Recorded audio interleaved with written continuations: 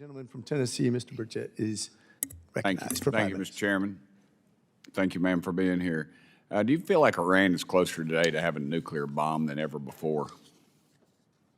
Yes, Iran is reaching up to 60%, and yes. Why aren't the Biden administration's policies working, in your opinion?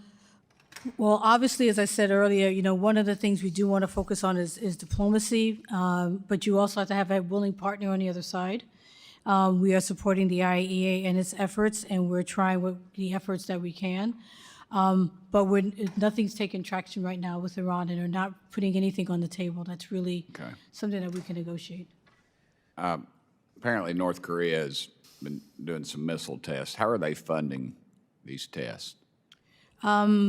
I am not particularly sure exactly how they're funding this test. I mean, obviously they're taking things from their own domestic sources, but they're also, violating UN Security Council resolutions, and other countries are doing the same by providing them things.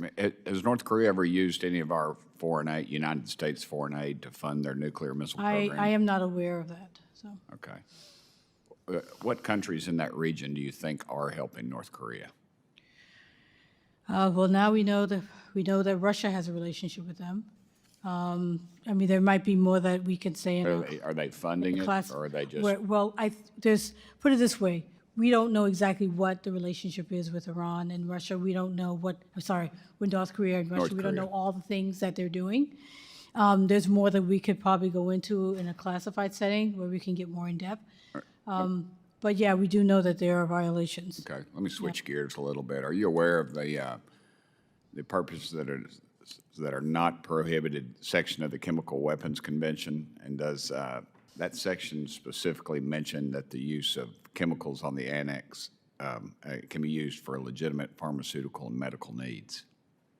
Well, I think the issue with chemical weapons is, or the precursors, is so many of them. There's so many dual-use items when you're talking about it. Okay. Are the Biden administration's efforts to require a license to export fentanyl to Russia and Belarus, is that because of its potential for application as a chemical weapon? Sorry, are you saying? Can you repeat that again? Yes, ma'am. And I'm asking if you're aware that that this administration's efforts through the Commerce to require a license to export fentanyl to Russia and Belarus, is that because of a potential for application as a chemical weapon? That would not be for that reason. It would not? My understanding is. Okay. Yeah. Okay, given the purposes of not prohibited sections of the treaty and this administration's actions, why do you think that a chemical that Russia used in 2002 to kill over 100 civilians, and the state attorney generals and bipartisan members endorse calling it a chemical weapon? Why is it called a chemical weapon? Well, I'm sorry that I didn't get the rest of it. I paused. I apologize. Of that was called a chemical weapon. It's killed thousands of Americans. Should it not be declared a chemical weapon and controlled by the Chemical Weapons Convention, given its deadly dual-use nature?